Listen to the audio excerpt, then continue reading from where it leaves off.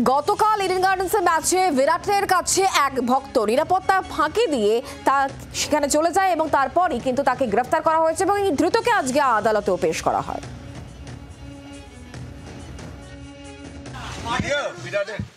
বিরাটের ভক্ত তাই, বিরাট আমার ভগবান তাই।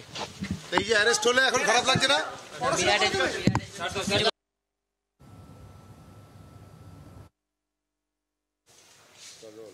গতকাল ইডেন গার্ডেন্সে যখন আরসিবি এবং কলকাতা নাইট রাইডার্সের ম্যাচ চলছিল সেই সময় জি ব্লকের দর্শক আসন থেকে এক যুবক আচমকাই নিরাপত্তা বেষ্টনী লঙ্ঘন করে মাঠের ভেতরে চলে যায় এবং একেবারে বিরাট কোহলির কাছে পৌঁছে গিয়ে বিরাট কোহলিকে প্রণাম করতে দেখা যায়। সেই ঘটনায় বর্ধমানের বাসিন্দা 18 বছরের ওই যুবককে গ্রেপ্তার করেছে ময়দান থানার পুলিশ।